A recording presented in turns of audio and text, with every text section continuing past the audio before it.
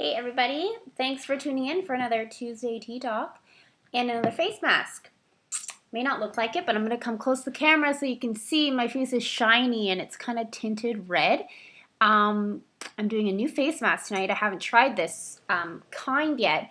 It is a deep cleansing passion fruit peel off mask, and it's kind of getting tight now, which is making it a little bit harder to speak. But if you haven't done one of these before, they're awesome because you just get to peel it off your face once it's dry, opposed to washing it and making a big mess. I wanted to show you guys the brand because I bought a few of them and I like them so far. There's no parabens and they're not tested on the animals, which are two things I look for when I buy products. So it's called the Still Spa Essential. I put it in a baggie because I still have some left and I don't want to waste it. But yeah, that's what I have on my face, and it's going to pull out all the impurities, and it's going to feel great. Also, I want to show you what kind of tea I'm drinking in my mug here that I drink every week because it is really good too. It's a Celestial Lemon Zinger tea, and it's actually red. It's lemon mixed with hibiscus, and that's pretty delicious, and it's caffeine free, so it's great at nighttime. So I want to show you guys an experiment that I did that was pretty interesting and extremely disturbing. So as you guys know, or most of you should know, I make bread, and I've been making my own bread from scratch for a while now. I don't remember the last time I ever bought bread at a store because I make it that often. It is super simple, and if you have me on Instagram, simplyb.fit, and you followed my stories a couple weeks ago, I did little snapshots and a quick little video on how I make it because it is so super easy to do and the best bread you will ever eat. So I bake a loaf about once a week for two reasons. One, because Luke and I go through it so fast because it's that good, and two, it goes bad in about 4 or 5 days. So it's super fresh, really simple ingredients, so I have to make it a lot. Some experiment. In the beginning of October, around Thanksgiving, I bought a loaf of white bread and I put it in my cupboard. And I just took it out the other day and I want to show you guys what it looks like. It looks like a piece of bread, right? Like a piece of bread I bought yesterday, not almost 2 months ago. So it's in the exact same state as it was when I bought it, opposed to it being a little bit hard. There's not a drop of mold on this bread, and it's been in my cupboard for 2 months. That is disgusting. I knew that this was full of preservatives and processing, but I really didn't think that it would still look like this when I took it out 2 months later. So this just goes to show if you're buying white bread from a store, and it can still look like this after sitting in my dark cupboard for 2 months, that there is a lot of shit in this bread. Yeah, so I was really surprised when I took that out. I wanted to see how long I could keep it in there before it got moldy, but it's been 2 months and I didn't want to wait any longer to do this video, so I'm stopping now. But I think 2 months is long enough to get the point across that if you're buying bread from a store, it's extremely processed and it would make you question what you're ingesting, whatever is in here to make this shelf life that long, which is pretty gross. So,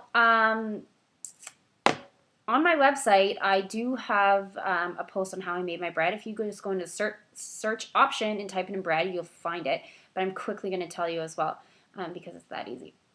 You need 3 ingredients: unbleached flour, yeast, and kosher salt. I use Fleischmann's brand yeast. I use a quick rise, but there's also a regular. It doesn't really matter which one you get. The only difference between the quick rise and the regular is a quick rise has the bread risen in about 4 to 6 hours, whereas the regular is 8 hours, roughly 8 to 10, give or take. So what you're going to do is you're going to take 3 cups of the white flour and pour it into a bowl. In a separate bowl, you're going to do 2 cups of water with 1 teaspoon of salt, 1 teaspoon of yeast, and you're going to mix that around. I let mine sit there for a minute or two so it dissolves a little bit. It's going to look like a milky, dirty water. After that, you're going to pour it into the mixture, into the flour. You're going to mix that all around. Make sure that there is no dry flour left in that bowl. I normally always have to add a little bit extra water because I don't measure a straight cup. I kind of, sometimes it's rounded, sometimes it's not. So if you have to add extra water, that's totally fine. Just make sure that it is a moist dough in there and there is no dry flour left in that bowl. After you've done that, you mix it all together, you're going to put saran wrap over top of the bowl, and you're going to let it sit. And eventually that dough is going to rise to the top. Once it's gotten to the top, you're going to take off the saran wrap and you're going to cover it in flour. You're just putting flour on it so that you can play with it and mold it a little bit. Otherwise, it's too sticky and it will stick to your hands and it's unworkable.